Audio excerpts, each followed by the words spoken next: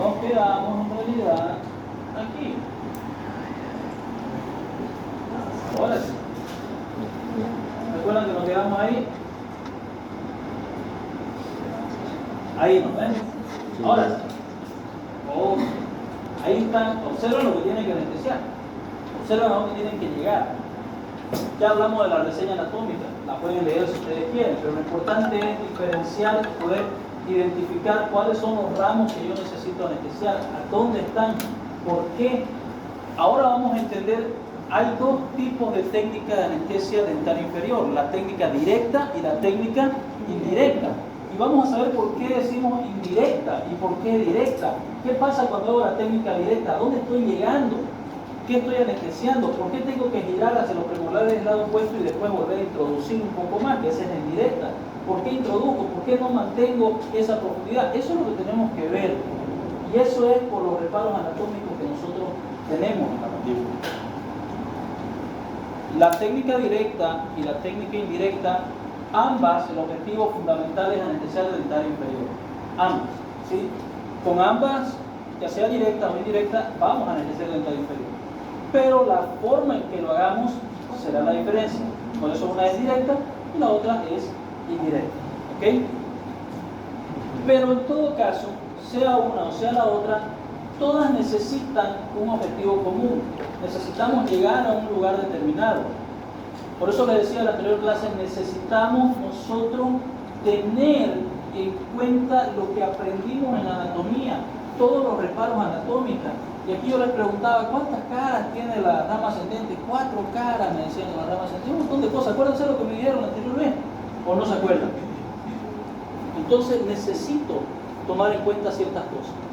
Antes de que entremos directamente a la técnica, quiero que hagamos un pequeño repaso de los reparos anatómicos que necesito tomar en cuenta para esta técnica. Ya dijimos que los reparos anatómicos son ciertos lugares que me voy a encontrar en el sitio donde voy a funcionar y que debo reconocer. Entre ellos está el borde anterior de la rama ascendente. ¿Cuál es el borde anterior de la rama ascendente? ¿Cuál es el borde anterior ahí? ¿Esto? Sí. ¿Esto? ¿Esto ya no? No, eso Ah, ya, esto no. ¿Esto sí? ¿Esto? Sí. ¿No? ¿Esto no?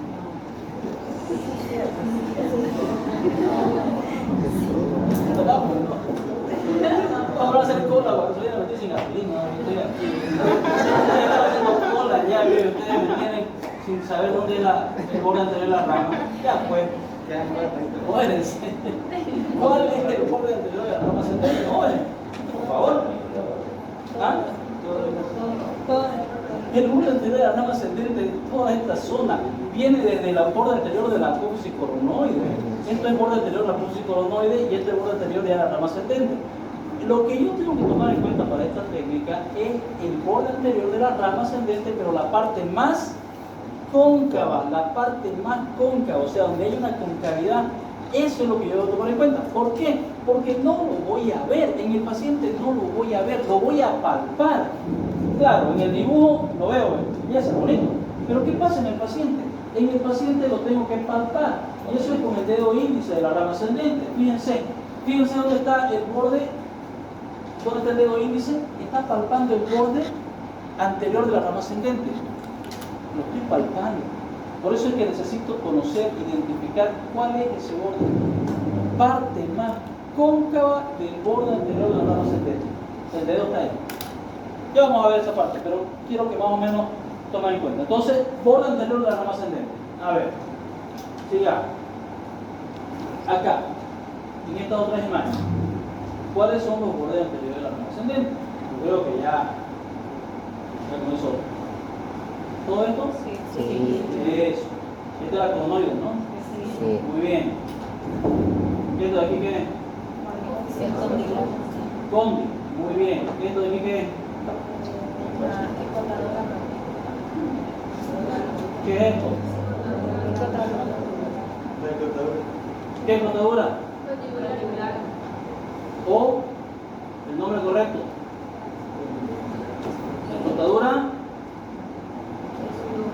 Rotadura. Cuidado que lo agarre con anatomía en el primer parcial. Por ahí se están yendo ustedes. Yo voy, no problema, voy por ahí si quieren. ¿Ah? ¿Cómo se llama esto? Rotadura.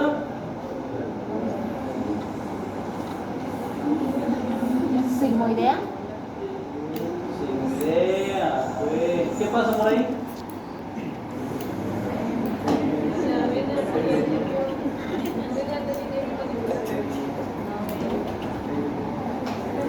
Pasa arteria, vena, nervio, sigmoideo, el mismo nombre, por eso lo llama sigmoideo. Pues, bueno. Ya, sigamos. Ok. Una vez que ya aprendimos a diferenciar cuál es el borde anterior de la rama ascendente, como no la voy a ver, tengo que palpar con el dedo índice de la mano auxiliar. Si usted es diestro, pues será el dedo índice de la mano izquierda. Si usted es zurdo, el dedo índice de la mano derecha. ¿Sí? Solo que va a cambiar si es con el dedo índice o con el pulgar, dependiendo del cuadrante, dependiendo del lado que vaya a anestesiar. Ejemplo, si vamos a anestesiar como diestro, personas diestras, vamos a anestesiar el lado derecho del paciente, entonces sí, el dedo índice de mi mano auxiliar será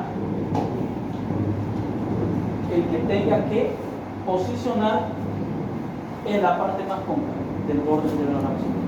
Pero si voy a anestesiar como diestro, voy a anestesiar el lado contrario, el otro lado, entonces no voy a colocar el dedo índice porque tendría que hacer esto. ¿Se dan cuenta? Pues, en cambio, el lado derecho hago esto. Funciona así. En ese caso, quien va a tener que ayudarme va a tener que ser mi dedo pulgar. El dedo pulgar tendrá que ubicar la parte más cóncava del borde anterior de la rama ascendente del lado izquierdo de mi paciente si yo soy diestro. Al revés, si soy zurdo. ¿Sí? Si soy zurdo, si voy a anestesiar el lado derecho del paciente, pues voy a tener que hacerlo con el pulgar. Y si voy a anestesiar el lado izquierdo del paciente, lo tendré que hacer con el dedo índice. El buscar, me estoy refiriendo a buscar el restaurante anatómico del borde anterior de la rama ascendente. ¿Ya? ¿Alguna duda ahí? Entonces, si el lado de... Okay, ¿cuántos son zurdos aquí? Levanta la mano. 3 o 4 son zurdos. 1, 2, 3, 4. Nada más, ¿no? Un poquito. Me ha tocado poco. Otros grupos me han tocado mucho más, ¿no?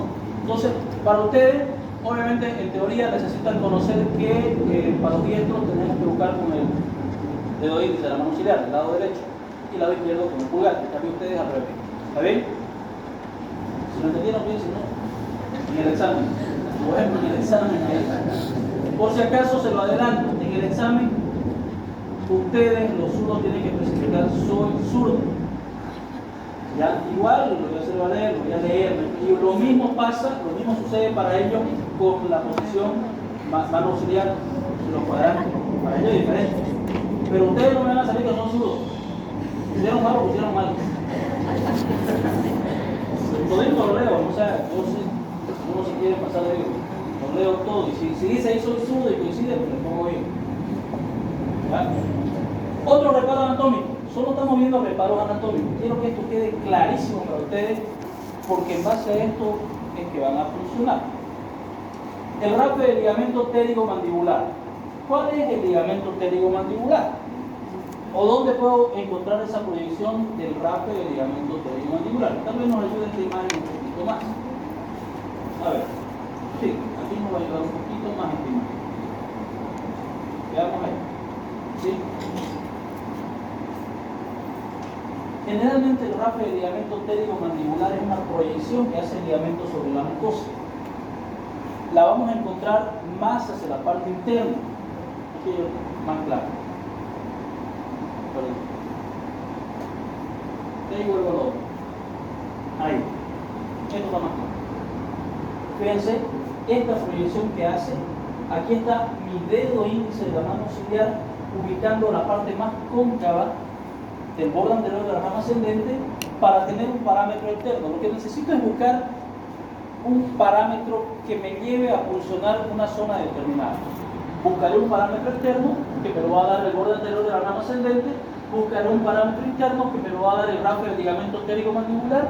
Voy a buscar un parámetro superior y un parámetro inferior para ver a qué altura más o menos tengo que funcionar, ¿sí? Porque entre estos dos, entre el borde anterior de la rama ascendente y el rafe del ligamento pterigomandibular, yo voy a hacer mi función. Solo que tengo que ver a qué altura. Y ahí aparece otro reparo anatómico que es el plano cruzal de los molares. 1 centímetro por encima del plano cruzal voy a encontrar la función, el lugar de función. Entre el borde anterior de la rama ascendente, la parte más cóncava, el rafe del ligamento pterigomandibular, 1 centímetro por encima del plano cruzal, entendiendo que tengo el trígono retromolar en esta zona, hago mi función lo más equidistante posible entre esos parámetros. ¿Está bien? Fíjense. 1 centímetro por encima, ¿está? El rafe del ligamento es la proyección del ligamento sobre la mucosa. Volvamos hacia atrás, a lo inferior. ¿Sí? Entonces, aquí tengo otra imagen. Ahí está marcado, ¿no? Pterigomandibular. El rafe del ligamento pterigomandibular. Simplemente quiero que se ubique, nada más. Nada más. ¿Ok? 1 centímetro por encima del plano cruzal. Y aquí he puesto esto para que ustedes entiendan algo. 1 centímetro por encima del plano cruzal. Este es el plano cruzal, fíjense. Pero aquí, ¿qué están notando ustedes de diferente? Fíjense, el plano cruzal en una maxilar, o un maxilar o una mandíbula adulta. Resulta que el plano cruzal va por debajo de, fíjense, de la espina. Yo necesito subir 1 centímetro de esto para poder alcanzar esto. Esta es una mandíbula que no está completamente desarrollada y esa es una mandíbula de probablemente niño, infantil. ¿Qué están viendo de raro en esa? Está por encima de la espina. El plano cruzal está por encima de la espina. Entonces, una mandíbula que se está desarrollando no es una mandíbula cuya rama ascendente ya tiene una verticalidad. Estas están todavía inclinadas. Fíjense la forma. Entonces, cuando ustedes estén anestesiando niños, la norma de 1 centímetro por encima del plano cruzal no la deberán tomar en cuenta. Es más, la dirección de su aguja debería ir hacia abajo para poder precisamente llegar a la espina, al conducto dentario inferior. No deberé tomar en cuenta el centímetro por encima del plano cruzal. No, porque la mandíbula, la rama ascendente todavía no está completamente desarrollada. Tiene una inclinación hacia atrás, no está vertical. ¿Se entiende, no? Lo que les estoy diciendo. Entonces, tomen en cuenta eso cuando tengan que anestesiar dentario inferior en niños, porque lo van a tener que hacer. ¿Okay? Ahora, hablando de 1 centímetro por encima del plano cruzal, si no existieran molares, o sea, si no tengo un plano cruzal para tomar en cuenta, voy a tener un reborde alveolar. ¿Qué quiere decir eso? Si por alguna razón mi paciente es edéntulo posterior y no tengo los dientes, voy a tener sí qué cosa. Voy a tener un reborde alveolar. Cuando no hay un diente, no hay alveolo, pero sí se llega a formar un reborde alveolar. Ya eso tenganlo siempre en cuenta. Si no hay diente, tiene que haber un reborde alveolar. ¿Okay? Entonces, va a haber un reborde alveolar. De aquí a acá, se supone que es 1 centímetro. ¿Sí? Y de aquí a acá, donde debería ser correctamente, hay otro centímetro. Entonces, si mi paciente no tiene dientes, no tengo plano cruzal para tomar en cuenta 1 centímetro por encima, voy a tomar en cuenta el reborde alveolar y voy a determinar 2 centímetros por encima del reborde alveolar. ¿Está bien? ¿Se escuchó ya? ¿Atrás? ¿Cuántos centímetros? ¿De dónde? Del reborde alveolar. Pero si tengo diente, entonces 1 centímetro por encima del Plano cruzado. Es diferente. Plano cruzado abre borde alveolar. ¿Está claro hasta ahí? ¿Ok? Sigamos entonces. Y bueno, por último, el trígono retromolar, que a la verdad, sinceramente se lo digo, particularmente poco o nada lo tomamos en cuenta nosotros, yo particularmente, el trígono retromolar, por una sencilla razón. Y sé que hay algunos doctores docentes que el trígono retromolar, que el trígono retromolar, que el trígono retromolar, está bien, y ¿dónde lo ves el trígono retromolar? ¿Qué hago con el trígono retromolar? No lo veo, pero sí puedo ver el rafe del ligamento pterigomandibular, puedo sentir y palpar el borde anterior de la rama ascendente y tengo mi referencia de 1 centímetro por encima del plano cruzal o en todo caso 2 centímetros del reborde alveolar. Este o no esté el trígono retromolar ahí, igual voy a tener esos otros reparos. ¿Entienden? Entonces, se lo digo porque he escuchado que algunos por ahí dicen que el doctor Paz enseña mal porque no toma en cuenta el trígono retromolar. Claro, tuve que poner aquí está. Por si una vez le dice, ¿ya? Aquí está el trígono retromolar. Es esta zona, es toda esta zona posterior, esta zona posterior, ¿sí? Pero que a la verdad ni usted ni yo lo podemos ver. Así que este o no esté, entonces fíjense que son esos reparos anatómicos. Borde anterior de la rama ascendente, rafe del ligamento pterigomandibular, 1 centímetro por encima del plano cruzal. Si no hubiera plano cruzal, tengo el reborde alveolar, 2 centímetros por encima del reborde alveolar y tengo un retromolar. ¿Está bien? Esos son los reparos anatómicos. Eso es lo que tengo que buscar. Eso es lo que tengo que identificar, palpar, para poder realizar mi función. ¿Ok?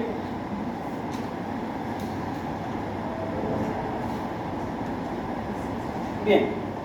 Ahora sí. Vamos a lo que vinimos. Dicho todo lo anterior, nos toca ver cómo hacemos la técnica. Claro que aquí vamos a ver la parte teórica. Y conociendo y entendiéndola, el día de la práctica se nos hará mucho más fácil realizar dicha técnica. ¿Ok? ¿Qué dice la técnica? Que con el dedo índice de la mano auxiliar vamos a localizar ¿qué parte? El borde anterior de la rama ascendente. ¿Cuál parte específicamente? La parte más cóncava de la rama ascendente. A ver, ¿alguien tiene dudas todavía con la cóncavo y convexo? ¿Saben qué es una parte cóncava y saben qué es una parte convexa? Cóncavo como un hueco. Porque si no, escuchan la canción de Roberto Carlos, cóncavo y convexo. ¿Se van a acordar de mí? Concavidad es esto, ¿sí? Convexidad sería al revés, ¿no? Esta es la parte cóncava de cualquier superficie, o sea, la parte cavada, quiere decir, o profunda. Y la parte convexa es la parte que tiene como una bola, o una protuberancia. Entonces, cuando nos estamos refiriendo a la parte más cóncava de la rama ascendente, pues nos estamos refiriendo a la parte donde usted sienta esa depresión o hundimiento o concavidad que le solemos llamar. ¿Sí? Porque ese será un reparo importante donde nuestro dedo índice reposa. Una vez que ubico eso, ¿cómo lo voy a ubicar? Usted puede intentar palpar todo este reborde. Todo esto. Tiene que ubicarlo. Es más, en la práctica vamos a hacer eso, vamos a identificar. Lo primero, auxiliares aquí están. Lo primero que vamos a hacer antes de funcionar, obviamente, es identificar todos estos reparos anatómicos. En especial el borde anterior de la rama ascendente. No podemos hacer una función si no tenemos identificado de forma correcta el borde anterior de la rama. ¿Por qué? Porque nos está dando nuestro parámetro externo. Resulta que al lado del borde anterior de la rama ascendente hay un músculo que es poderoso. Es un músculo cuadrilátero, potente y uno de los más fuertes que tenemos. ¿Cómo se llama? De los indicadores. Macetero. El músculo macetero también tiene un borde anterior, porque es exactamente la forma, es muy parecida a la de la rama ascendente, es cuadrilátero, tiene una cara externa, una cara interna, tiene bordes superiores, ¿sí? Tiene borde anterior, borde posterior. El borde anterior está paralelo al borde anterior en muchos casos de nuestro nuestra rama, el borde anterior de la rama. Y en algunos casos se lo confunde.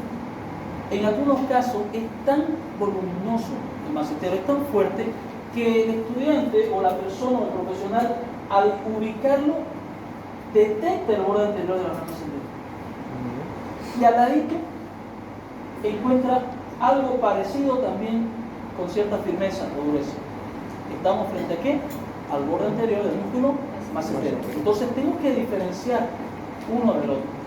Porque si yo me voy más hacia el macetero, quiere decir que este punto lo estoy llevando mucho hacia afuera. Y me va a variar en el sitio de posición.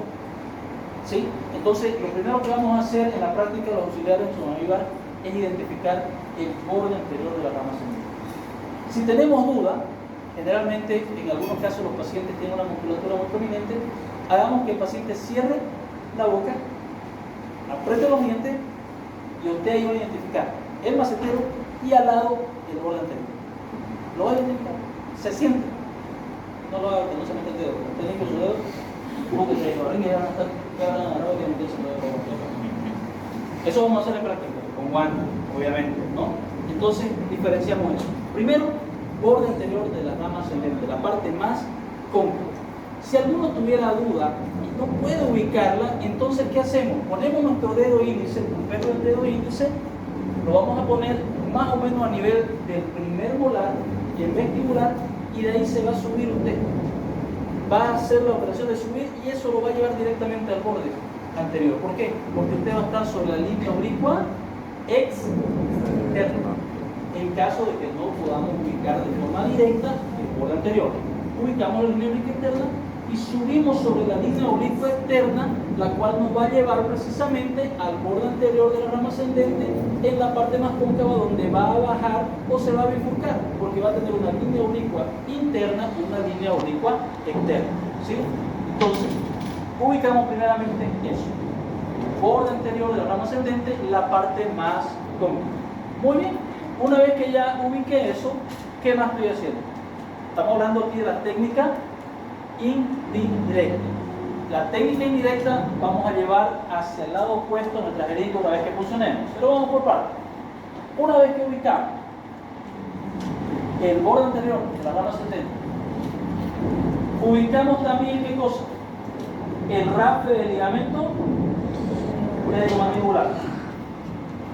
Ya tengo aquí borde anterior de la rama ascendente, tengo el rastre del ligamento pteriomandibular. ¿Qué otro reparo tiene que ubicar? 1 centímetro por encima del Plano cruzal, 1 centímetro por encima del plano cruzal. Ahí tendría que ser el pulso. ¿Repito? Con el dedo índice de la mano auxiliar ubicamos el borde anterior de la rama ascendente, la parte más cóncava. Dejamos el dedo como referencia, el dedo se queda ahí. No es que usted va a ubicar y lo va a sacar, ya ahí está. No, ubica y el dedo se queda. ¿Está bien? Y el dedo se va a quedar ahí. El dedo índice de la mano auxiliar se queda. ¿Ok?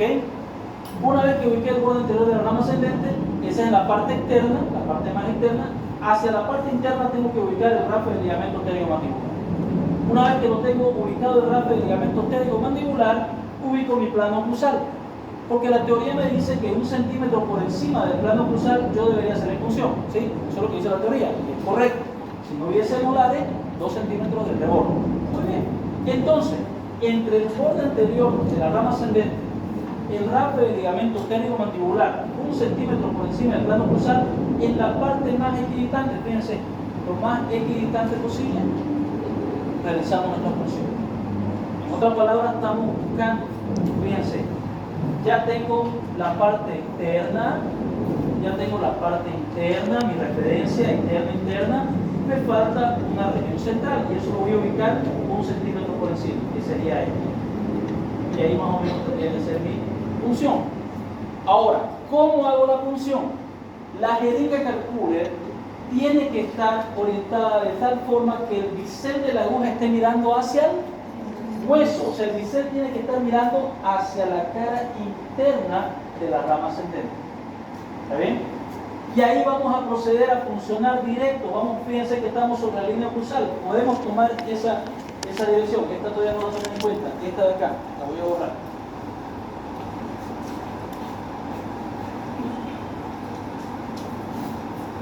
Ahí, ¿sí?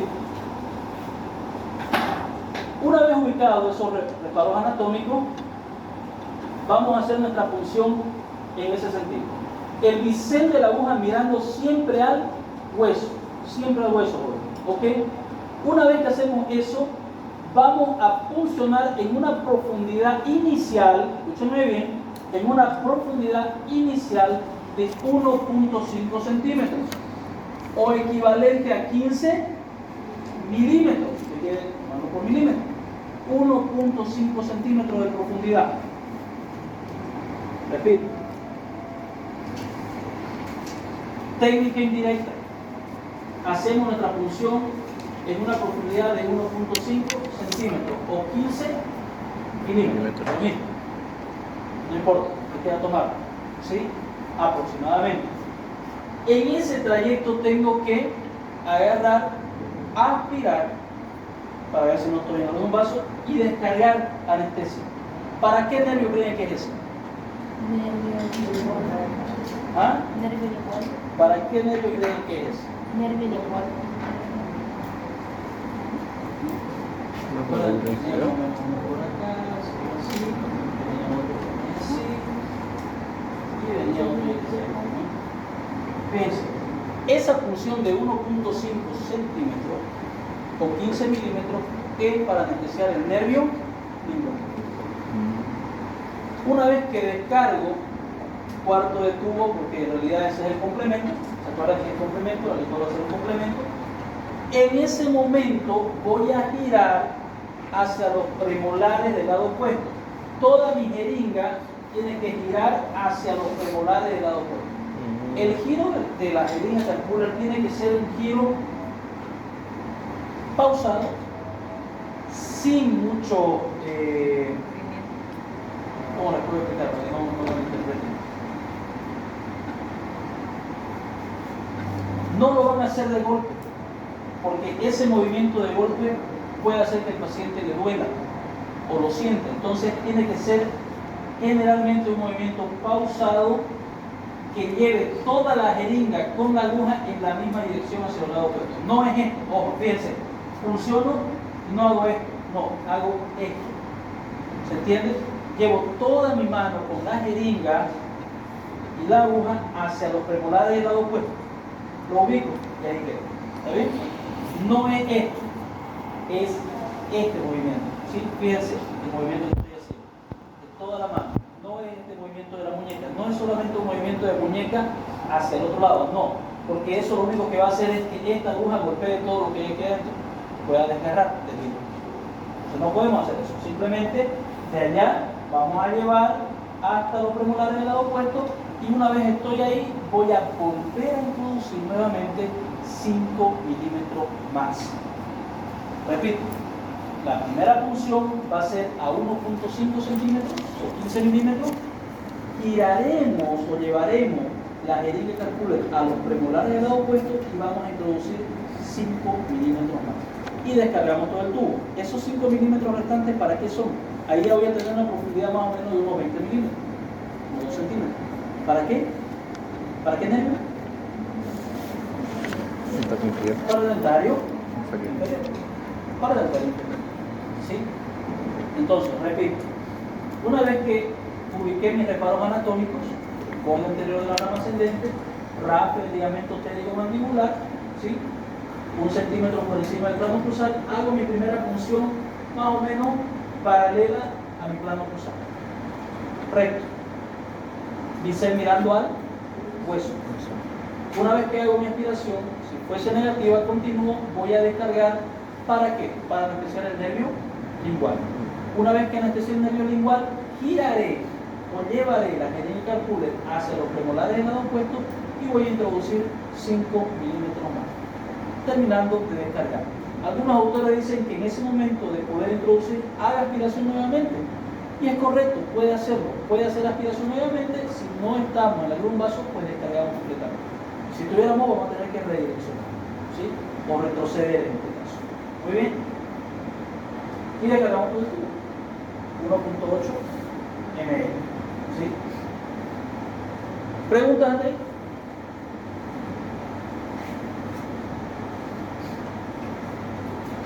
¿Preguntas? ¿Dudas?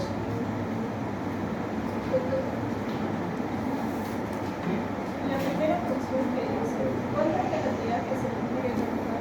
¿Cómo? En la primera función que se hace, ¿cuál es la cantidad que se debe colocar? ¿Profundidad? Cantidad. Cantidad de líquido. Cuarto tubo. En la primera función que hagamos, la primera función que es para el nervio lingual, recordando que el nervio lingual es el complemento del dentario inferior, es un complemento, ¿sí?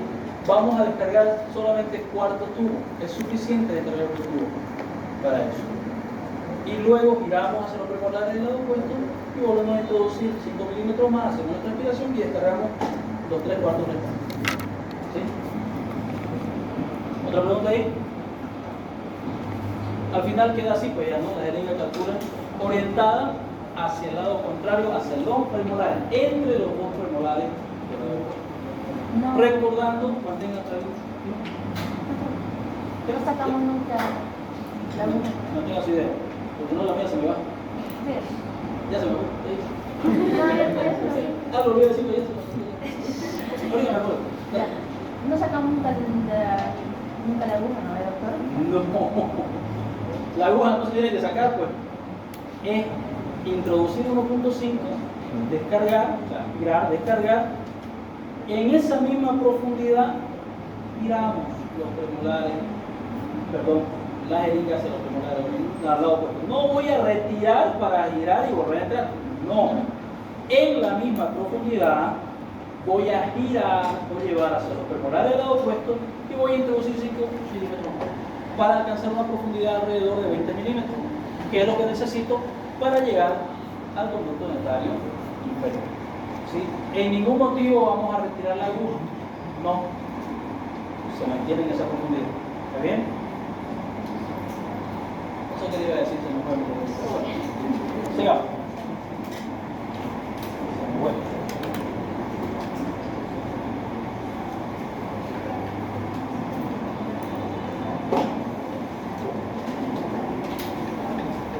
Tratando de acordarme rápido.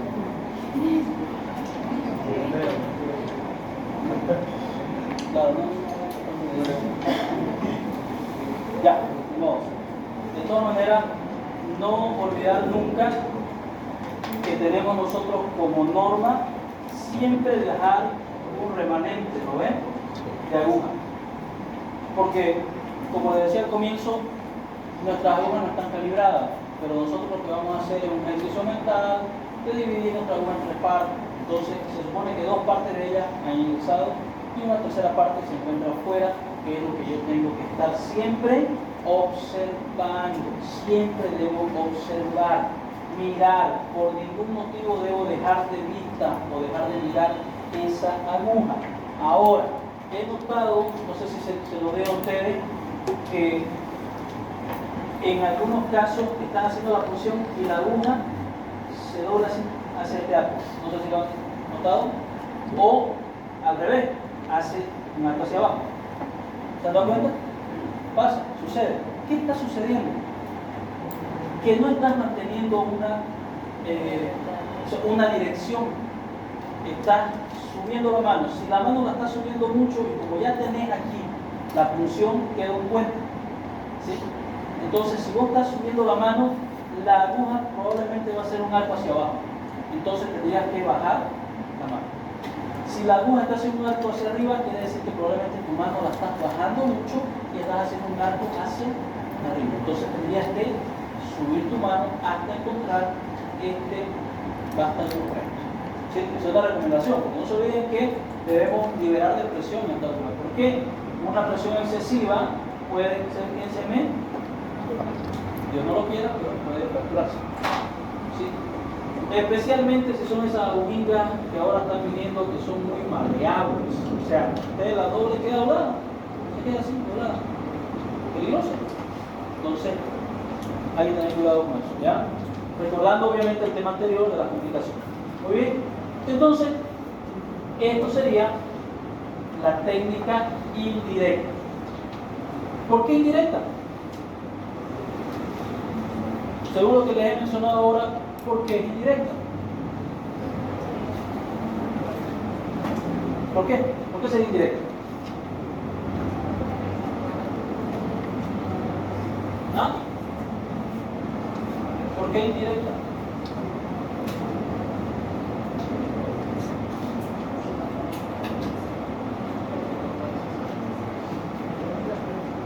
¿Por qué indirecta? Y aquí me dijeron por qué. Y es correcto.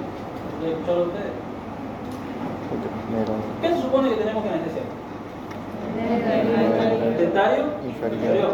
Muy bien. Pero resulta que lo estoy anestesiando, pero en dos movimientos diferentes. Primera función, giramos y funcionamos nuevamente. Entonces por eso se llama técnica indirecta, porque no está llegando directamente al dentario, está yendo por dos vías diferentes. La primera función, por encima del plano cruzal, ¿sí? Y otra, que tenés que girar hacia los premolares de la vuelta y recién introducir más hasta el dentario inferior. Entonces estamos hablando de una forma indirecta. Por eso se llama técnica indirecta. No lo estamos haciendo en un solo movimiento, estamos haciendo en más de un movimiento, en este caso dos movimientos. ¿Sí? ¿Entienden? ¿Verdad? Sí. Ahora, veamos la técnica directa. Por ahí le gusta más la directa. A mí me gusta más esta técnica. ¿Ya? Hay ciertos pensamientos diferentes, vamos a decirlo así. Y soy sincero, a mí me gusta que practiquen esta técnica. Al doctor Pablo le gusta que practiquen la técnica directa. Entonces, ustedes algo tienen suerte, se juega conmigo. Tienen suerte, se juega con el doctor Pablo. Van a hacer uno, van a hacer otro. La idea es que al final ustedes hagan las dos. ¿Sí? Pero a mí particularmente me agrada esta técnica porque sí o sí llego. Sí o sí voy a llegar. La técnica directa a veces nos podemos ir un poco más anterior o un poco más posterior y no llegamos. Claro que esta se ve un poquito más difícil, digamos, por las maniobras, como estamos aprendiendo recién, pero créanme, aprenden esto, son dueños del mundo. Tengo ontología. Así de sencillo. ¿Está bien? La otra, claro, es más facilita, directo, descargan y felices porque lo lograron. Les levante más el ánimo a ustedes, de verdad. Pero particularmente a mí me da. Yo y todos mis pacientes hago eso. No hago directo, hago indirecto. El doctor Pablo hace directo, al revés que yo. Pero ambos tenemos resultados espectaculares. No nos quejamos, ni nuestros pacientes se quejan de dolor. Vamos entonces, ¿ven? Ahí la predicción, eso es lo que me estaba faltando. Ya, era eso. Ahora sí vamos con la técnica directa. ¿Qué varía? Joven, los reparos anatómicos son exactamente los mismos. ¿Cuál es el reparo anatómico? Borde anterior de la rama ascendente, rafe del ligamento pterigomandibular, plano cruzal de los molares, trígono retromolar. Son exactamente los mismos reparos anatómicos. Lo único que va a variar es la dirección de mi jeringa carpuler y la profundidad de las funciones, nada más. ¿Me explico? En la técnica directa, después de ubicar todos los reparos anatómicos antes mencionados, necesito directamente direccionar mi jeringa carpuler ya orientada hacia los premolares del lado opuesto. Y la función la voy a realizar tomando en cuenta los reparos anatómicos que dije, pero ya directamente en esa angulación. Vamos a profundizar primero 5 milímetros o 0,5 centímetros. Bisel mirando al hueso. ¿Y eso va a ser para qué?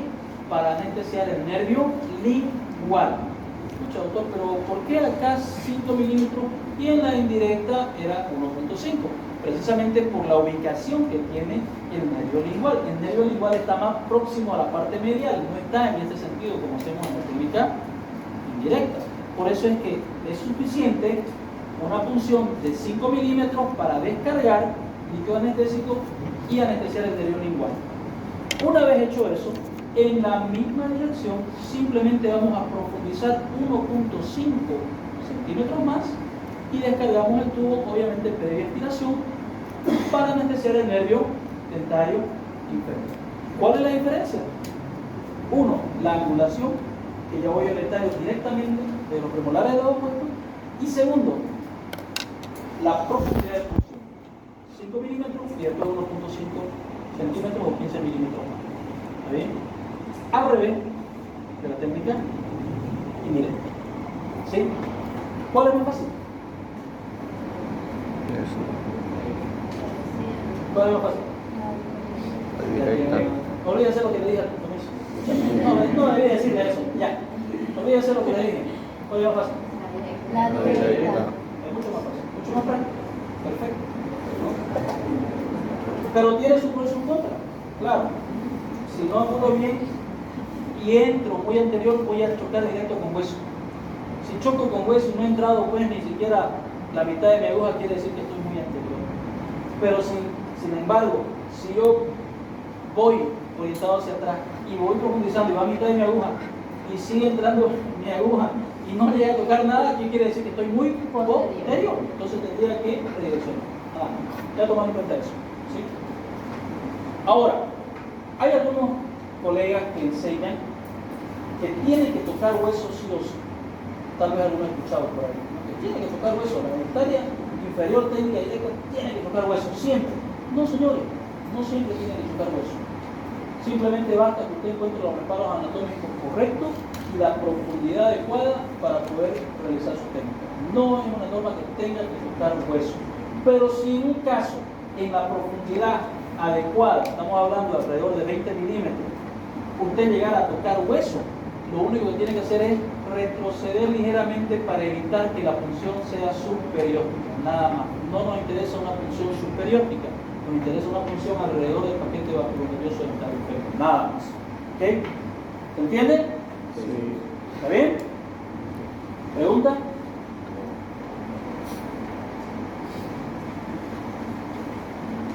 ¿Pregunta? ¿Dudas? Bueno, ¿cuál vamos a preguntar en el examen?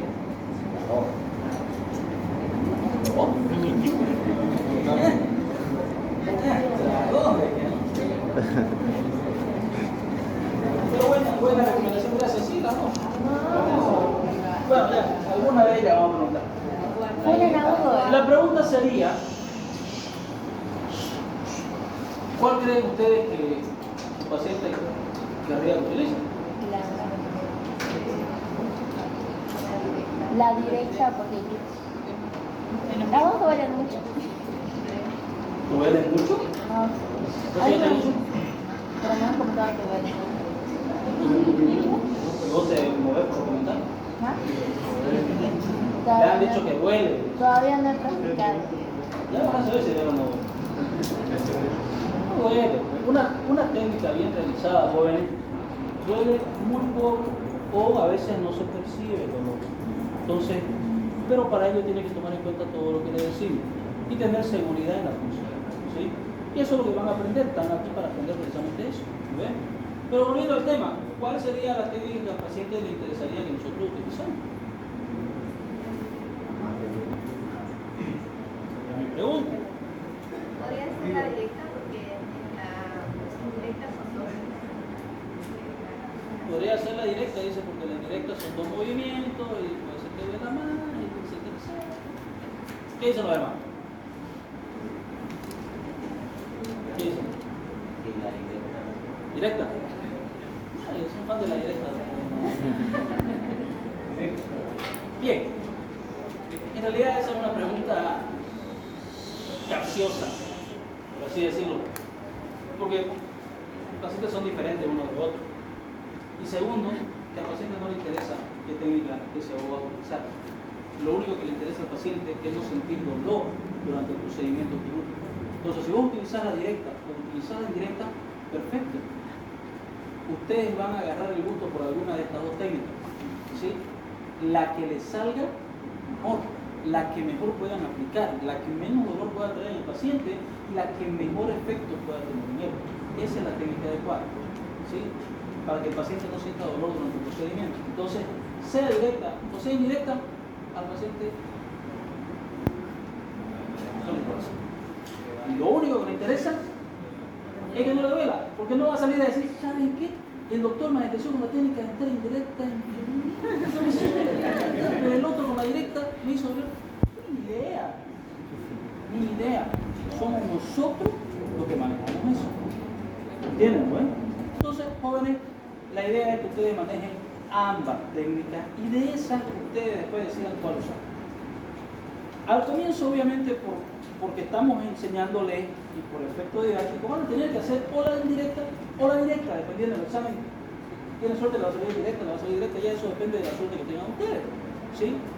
Les va a salir. Por eso que tienen que dominar las dos. Y después, con su paciente, ya yo no le voy a preguntar, pues, ¿va a ser directo o no directo? Simplemente, va a meterse al directo. ¿Se ven? ¿Preguntan? Entonces ya sabrán que en el examen va a ser la suerte, ¿no? Le puede salir directo, le puede salir indirecto. Sí, es sencillo.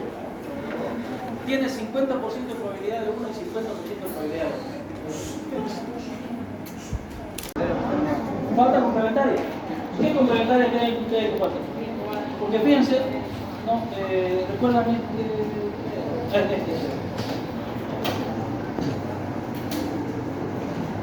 ¿cuál de estos está anestesiado con esa técnica?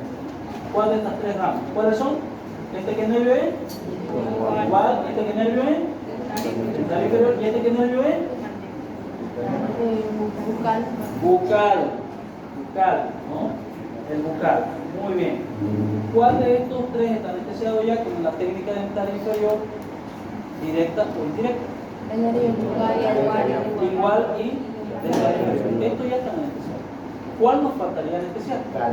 El bucal. Entonces, vamos a ver el complemento de esta técnica que sería el nervio bucal.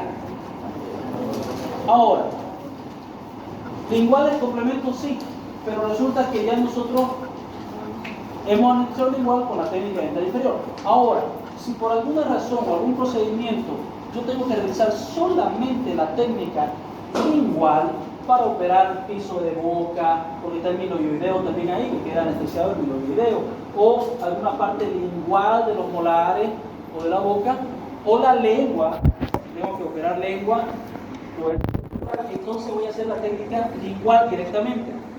¿Cómo va a ser la técnica lingual? Exactamente idéntica a la dental inferior, solamente que se queda en la primera parte.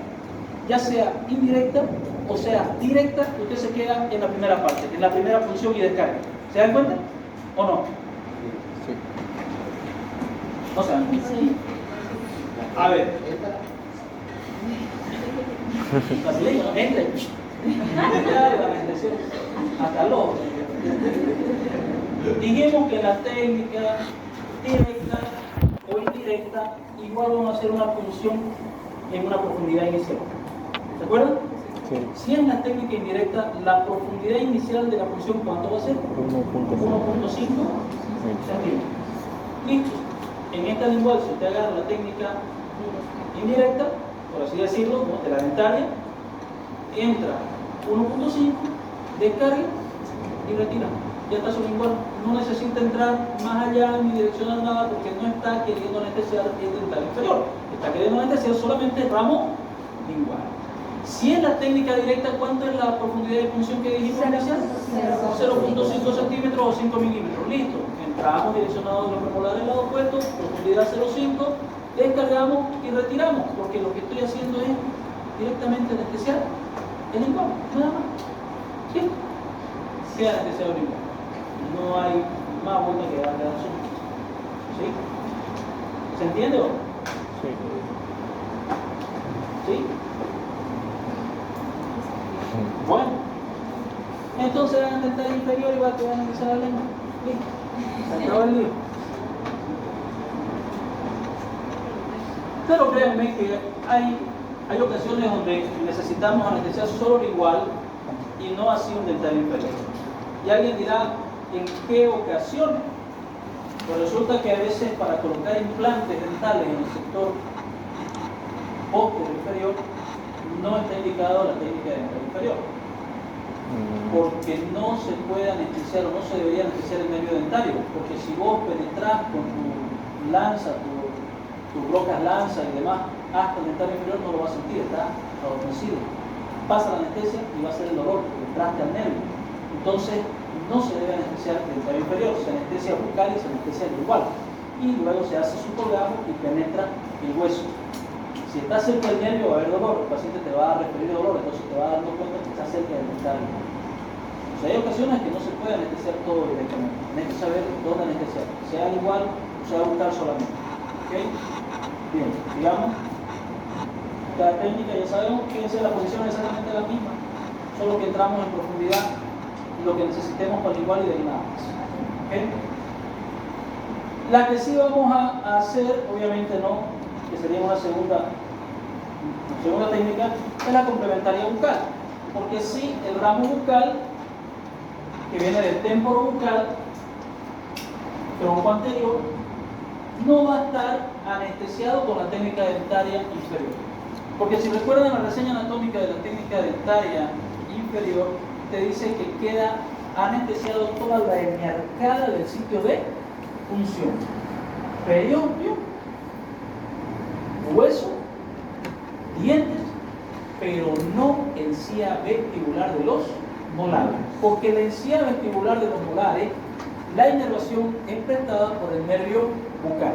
Por esa razón que yo tengo que complementar una técnica bucal para poder cerrar el circuito completamente, tanto de diente, lingual y bucal. ¿Sí? Entonces, recordando eso, para la reseña, simplemente diremos que el sitio de punción será en el fondo del surco vestibular a nivel de la pieza que yo voy a trabajar. Si es un primer molar, será al fondo del surco del primer molar. Si es el segundo molar, al fondo del surco del segundo molar. Si es un tercer molar, al fondo del surco de la zona que corresponda al tercer molar. ¿Sí? ¿Cuándo voy a descargar? Cuarto tubo es suficiente para bloquear el nervio bucal. Pero aquí se tiene que hacer una excepción. Resulta que hay procesos donde yo tengo que anestesiar esta zona, pero esta zona está completamente inflamada o, por último, presenta un absceso o infección, toda la zona vestibular de donde yo tendría que trabajar o poner mi bucal, y no lo puedo hacer. ¿Por qué no puedo funcionar ahí? Si tengo un proceso infeccioso, un proceso inflamatorio, ¿por qué no puedo funcionar ahí? ¿Por qué? ¿Por qué no puedo funcionar? Que no va a haber acceso a la anestesia. ¿No va a hacer efecto? Puede ser, porque no nos olvidemos que si es una infección, el pH del proceso infeccioso es mucho más ácido, y eso va a chocar con el pH de inicio anestésico y probablemente no va a hacer el efecto que tendría que hacer.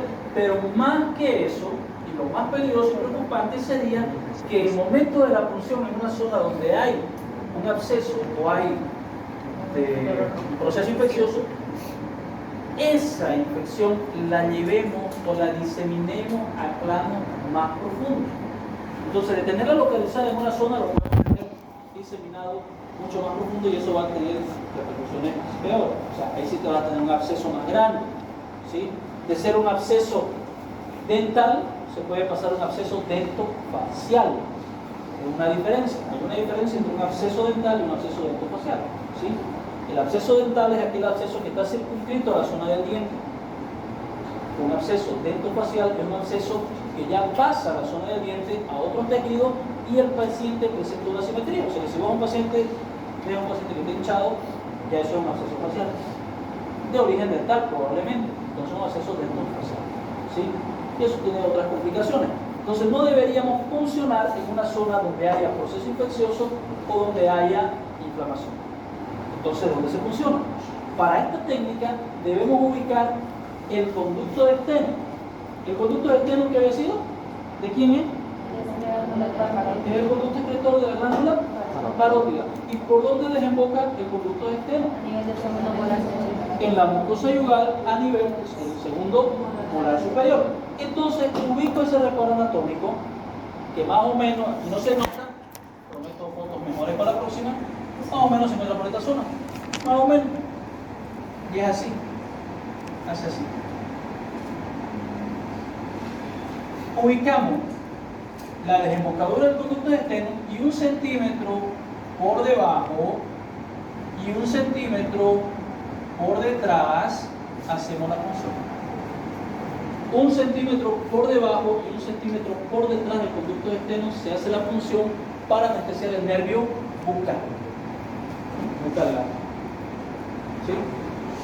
Eso es importante que lo sepan, porque si tiene una fístula, tiene un absceso, tiene una inflamación en esa zona, usted no debe funcionar ahí, tiene que buscar el conducto externo y 1 centímetro por debajo y por detrás realizar su función. Igual entraremos a los 5 centímetros o 5 milímetros y descargaremos para el nervio bucal. Cuarto tubo suficiente. ¿Entienden? Entonces, de ahora en adelante a buscar dónde está la desembocadura del conducto externo. Tienen que ubicarla. Cuidado con pinchar el conducto externo, porque puede producir otras cosas. ¿Sí? Es lo mismo que la bichectomía. Últimamente están enseñando la bichectomía muy cerca del conducto externo, por debajo, 1 centímetro por debajo lo hacen. Pero por debajo y por detrás tenemos nervios también. Lo que pasa es que no quieren ubicar la bola adiposa de Bichat que está en la parte más posterior superior, que es lo correcto sacarla de acá, no sacarla de aquí, ¿no? Y el problema es que a veces no ubican bien el conducto, lo cortan el conducto, lo seccionan el conducto y eso produce complicaciones tremendas. Demasiado edema, seccionamiento del conducto externo y eso produce seromas. Seromas son como tumorcitos precisamente de saliva, que lo cortan y lo ponen de sal y se va. Y ahí vos tenés que canalizar o hacer un pseudoconducto hacia la glándula para que pueda drenar. Esas son complicaciones. Así que cuidado con la bichectomía a mil bolivianos. He visto varias propagandas. 1000 bolivianos. Vale, van a cortar el dinero, van a cortar todo. Increíble. Pero será. Sucede. ¿Pregunta?